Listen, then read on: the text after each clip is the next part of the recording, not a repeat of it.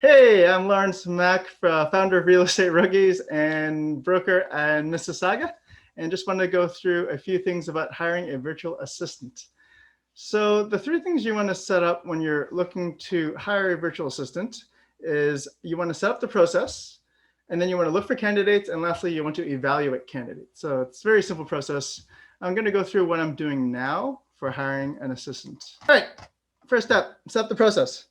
So the very first thing you want to do is you want to write a job description of exactly what you want. And it's hard to define what you want, but you need to write it down and figure out the actual deliverables. I mean, when you're hiring like a regular virtual assistant, you just sort of throw everything at the wall and just, they need to do this and that and this and that, and then just throw it all. I mean, that's fine. Usually something like Upwork is easy to hire somebody when you have something specific you want to do. So for instance, when I did the video on the 88 Chinese greetings for Chinese New Year, that was very, very specific. I got somebody to come up with 88 different phrases for Chinese New Year. Then I got somebody to translate all of them and then to pronounce them all. Then I pronounced them all. And then I got another video editor to take all the raw data and to make a video out of it. So that whole process, maybe less than $100. I can link the video here, but it's easiest to hire somebody when there's a specific thing you want to hire for instead of a general. If you want to do something like a virtual assistant, something like online jobs might be okay to hire that. Or Upwork is okay too if you want to monitor them. Upwork is great just for like a specific project. Anyway, so the specific job description I'm looking for, you want to write down. So the easiest way to do that is something that you know how to do already. So if you know how to do video, for instance, it's easier to hire for it. It's really hard to hire for something where you don't know. And that's where a lot of people run into troubles. So they throw a whole bunch of money at an assistant or a contractor to do a specific project, and you can't tell if it was worth it. You can't tell if you're getting ripped off. You can't tell if they did it right because you don't know how to do it yourself. So the best thing to outsource is something you know how to do. That way you can monitor them and make sure they're doing it the way you want it to do. So the first step here would be to write the job description. I like to set up tests and set up collection points. So set up tests, there's a very good book by Marcus Buckingham called First Break All the Rules. The main thesis of that book is that people, when you're hiring people, you want to hire them for talent and not for skills. So for instance, when I hire programmers, what I usually do, I give them a programming test, but I also give them a test for brain teasers like Sudoku or something like that. Because what I found is that the talent of a programmer who likes to solve problems, and that's just like their natural innate ability, they just like to solve problems, they have no problem filling in a Sudoku because they like doing it anyway and they get done really quickly. Similarly, in the book anyway, this isn't a book review, but I'll do that later. A lot of people like to hire, for example, if you have like nurses with empathy or maybe teachers who like to teach, like they like the ability. For instance, I like to teach. One of the skills or one of the talents I really enjoy is when the light bulb goes off in a student's head and say, oh, I really like that. I really understand that concept now. That's one of the things that I enjoy. But that's the kind of skills you want to test for. So for instance, in graphic design, you want someone that could do the technical things, whether it's Photoshop or Canva, very quickly, and that can creatively come up with different things. And that's one of the skills. So that's what I'll be testing for. So first, I write a job description. I set up a bunch of tests, and I set up a collection point. So you want to systemize the hiring process. In this particular case, I mean, it's still kind of fluid in terms of my process. I change all the time. But the process here is going to be, I'm going to do an initial interview with the person through Upwork. And then I'm going to give them a series of tests. After I get the test, I'm going to do a second interview. So that's a rough process I'm going to use in order to hire somebody. But the collection point is important because what you don't want to do is you don't want to have people contacting you everywhere. You don't want them to be contacting you through email, through your website, through Instagram. And then you're trying to figure out what exactly to do. So in my particular case, I have a specific email address that they're going to email. And then that way I can collect them all at once. So that's the rough process I'm going to use. And now I'm going to go through some of the details of hiring for graphic designer, which is what I'm going to do now. My rough process that I'm looking for to hire a graphic designer, I'm looking for a part-time person on contract. I don't want to do full-time because I won't be able to pay them for 40 hours a week. I'm looking for about 10 hours per less. I could probably get less than that, but that's usually about US dollars. But most of the filters are set up at the 10 or less mark, or like 10 to 20 kind of thing. 10 or less, I find I can get someone, especially for this. I'm not looking for something that's highly specialized. Really, there's a lot of graphic designers, there's a lot of students, there's a lot of people who know graphic design that can do this. So I'm pretty confident I can find somebody less than that price point. English speaking is a must for me. I need somebody that can either speak English well, maybe can write emails well and can understand, because sometimes there's a language barrier or a cultural barrier. So when I give instructions, hopefully they understand what I'm saying. And that's really important to me. For me, I want them to be proficient in Canva and or Photoshop, ideally both. I know how to use both, so it'd be best if they could do it. Canva is very quick and dirty just to get it done, but I personally have a lot of other Photoshop files and other graphic assets that I need that are using Photoshop. And so when I use Photoshop, I need them to be able to do it. So I can just give them a Photoshop file and some fonts and they can do the layers or whatever they have to do. And lastly, I want them to be proficient at social media. So to understand Instagram, Facebook, YouTube, maybe LinkedIn. If they don't understand it, the graphics that they produce in this particular case may not be that good. But that's just, again, because I'm hiring for a graphic designer for this specific purpose. If I want one for print media, for instance, I might have different criteria.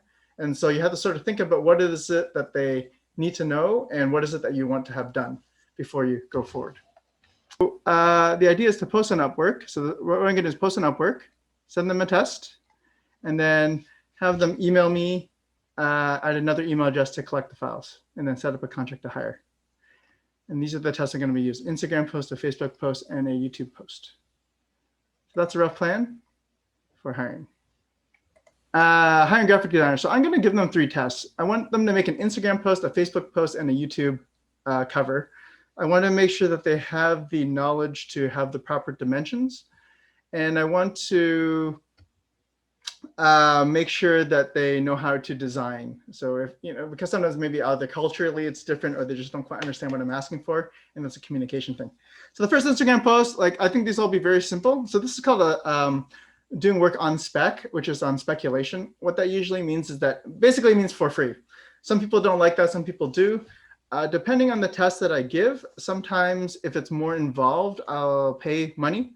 So for example, some of the videos that I do, if I have people do a bunch of a blooper reel, I'll say, okay, the top 3 people I'm going to pick, I'm going to give you $5. And then now I want you to come up with the blooper reel, see what we can come up with. And then from there, I'll make an evaluation on who I'm actually going to hire. But in this particular case, I'm going to give them some assets on creating an image for free draw, because I have a free draw every month. And I just want to see what they can come up with. It should be very simple, right? Even in Canva, you put up an image of the free draw, maybe a graphic that says free draw, maybe a URL link, and you're done. It shouldn't be that difficult. Anyone who's a graphic designer should be able to get these done pretty quickly, in my opinion. But I could be wrong, because I want to pay either per hour or I want to pay per job. So I don't want them to be spending 2 hours on each of these. And if it takes them that long, then I probably won't want to hire them. So the first thing I'm going to do, Instagram posts where they create a free draw picture. Second one's going to be a Facebook post where they create a motivational quote. I gave them a quote and just say, okay, make me a motivational post, see what it looks like. And the third one is a YouTube cover. I have monthly videos, so I should just say Toronto real estate, maybe a picture of the skyline, maybe a picture of me, I don't know. I think this should be a very quick test. So anyone who is proficient in this should be able to whip it off very quickly and then just email it to me. And then that's the goal for that particular thing. So this is what it looks like. This is going to, so I'm going to share a OneLink drive, a OneDrive link with a bunch of graphic assets such as my face and my logos and pictures of the things that you're going to win. And then I'm going to let them just to go nuts. This is going to be a PDF file in the actual public folder, so that this is the first thing that they see, they read it, and they figure out what to do. So basically, I told them, okay, what I want you to do is create an Instagram post, say free draw, enter to win. This is going to be an image of a dozen cupcakes. Second thing is do a Facebook post. Here's a post from Jim Rohn. It's no wonder he's doing so well. Look at everything he's doing. I like that particular quote. And so hopefully, I don't know if the motivational quote's going to be with people looking up at the sky or myself or whatever, who knows, whatever they come up with. And the last thing again is the video monthly YouTube cover, so that I can post that as a cover for my YouTube videos. Lastly, so here's the goal. I want them to email me at a specific email address. This email address is set up separate from my regular email address. There's a couple of reasons for that. What I've found in the past is when you hire somebody and you give them too much information, such as your YouTube, your website, your Instagram and stuff, first of all, they stalk you everywhere because they want a job. So they start texting you everywhere. They start like it gets really it bogs you down quite a bit. So don't do that. Try to make them go in one direction so that it's easier for you to maintain both, so they don't bog you down with a lot of communication. And also, it also shows that they follow instructions. So I always do little tricks like this, such as, this is what I want for your subject line. I want you to say VA, I want you to put your name, I want you to type in 3 images. If they don't do that, they're not following instructions, they didn't read it properly. Obviously, there's a lot of reasons for that. You know, they didn't really see it. You know, you give them the benefit of the doubt, maybe if they do a really, really good job. But I want somebody that'll follow my instructions. So even in the original post, I would put little things like that, like what is 1 + 1, or put down the word graphic designer at the top so that I know that you read it. Otherwise, people are just randomly submitting resumes to you and you're the one who's filtering it. I'd rather filter it by just reading a quick one-liner. What else do I have here? Oh, a bunch of notes. So some people don't like the idea that maybe you're going to steal it. In this particular case, I think it's very, very low barrier because it's a very quick graphic. But if they're confident, they could put a big, you know, they could put a big watermark on it anyway if they feel the need that maybe I'm going to steal their amazing, amazing motivational quote. Doesn't matter with me because really I'm using this as a test. I'm not actually using it to use. But some people do. Like some people do this and then they keep using all the free assets. I'm not really that type of person, but up to you, I suppose. Also, this is important too. I want them to let me know how long it took you to do this. Because if these 3 images took them 6 hours for whatever reason, I cannot hire them. Like I'm not going to pay, you know, $100 for them to come up with 3 posts on Facebook, right? It doesn't make any sense to me financially. These are simple tasks. So I give them the images. You don't have to use all the images. And then I tell them what I'm looking for. I'm looking for someone with a clean professional look. I'm looking for how creative they are. I want to make sure that they're the right person for the job. If it's good, I tell them what the next step is, which is I'm going to give them a Zoom interview because I want to actually interview them from an English point of view. But I don't want to do that yet until I like their work. So that's the rough test I'm going to do. And I think that's all the slides I did. No, yeah, right, here we go. So when I'm evaluating the graphic designer, this is what I'm evaluating for.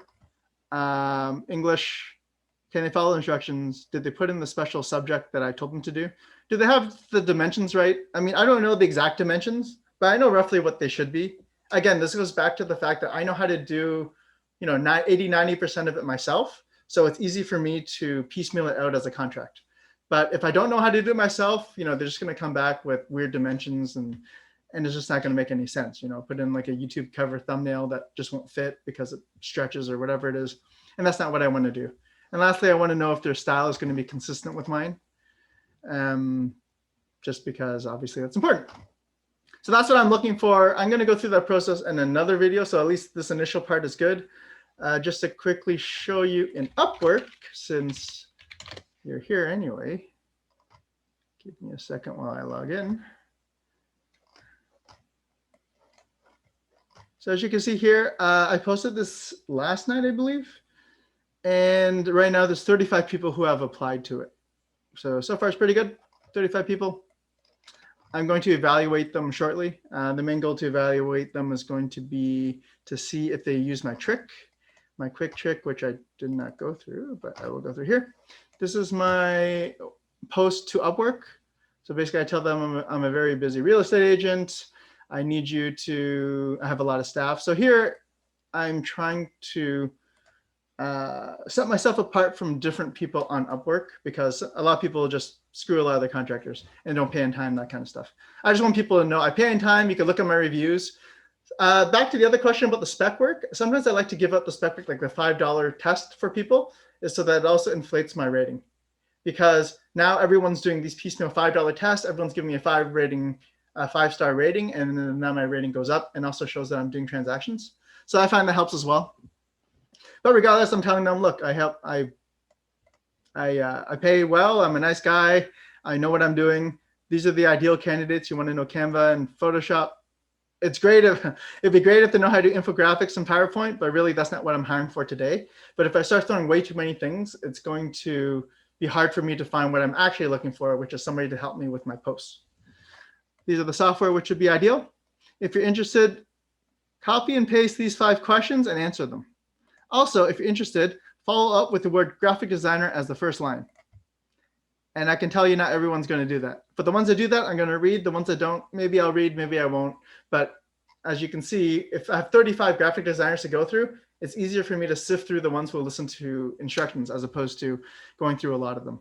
And this is a problem. This is a side note, but this is the same problem you have when applying for a job. People don't really understand that. It's not that you have like an amazing resume. You have to look at it from the other point of view. If you were a person hiring somebody and you have 500 resumes from people who are somewhat qualified, who are you going to pick? And like that's the idea of like sifting through and filtering. So in this particular case, I want to filter all the different graphic designers so that they're ones who listen to instructions. I want them to copy and paste these 5 things. And the specific things I want to know, see, depending on their answers, that's when I give them the test. So I want them to write a quick paragraph about themselves and their design experience. Hopefully they'll write 1 paragraph and tell me quickly, you know, I'm a student, I'm doing this for 2 years, I really like graphic design, whatever it is. Second part, full-time or part-time employment. Somewhat important, not very, but a little bit important here. If they're only looking for full-time employment, it may not be a good fit. So here I'm looking for the right graphic designer for the right fit. Third, how many hours can you work per week and what's the rate? And this is important. I want to know how much they're going to charge. And even if they charge more than $10 per hour, $50 per hour, whatever it is, if they can get it done in like 5-10 minutes, that's great. But there are some that charge a lot and charge, you know, a certain amount minimum per hour and that kind of stuff. And then that's just not going to work for me. They're probably way too experienced for what I need here. And so that's not what I want to hire for.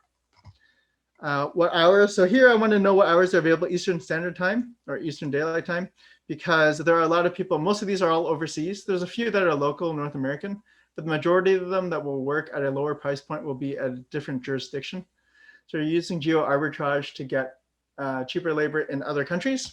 Some people like that, some people don't. I don't mind it. It helps people. Some people want someone's local. They may or may not run into contract problems with, you know, Ontario labor. Up to you. If you have questions about that, ask me anytime. Happy to answer that. I've had employees. I don't like employees, so I don't really have them anymore because of there's too many labor laws. So I like contractors, and there's certain delineations for that. But again, I'm not a labor lawyer or anything, so don't take my word at face value. Just some advice. And yeah, only candidates qualify will be notified of the next step. So anyway, that's the steps that I posted for Upwork. And you know, there's 35 people there. So I'm going to evaluate them in another video when I'm ready. But until then, I'm just going to go back and stop sharing. Okay, so don't know if that's helpful or not. Let me know. All right, Lawrence Mack, founder of Real Estate Rookies, real estate broker Mississauga from eXp Realty. If you have any questions about all 3 of those, let me know. All right, talk to you later. Bye.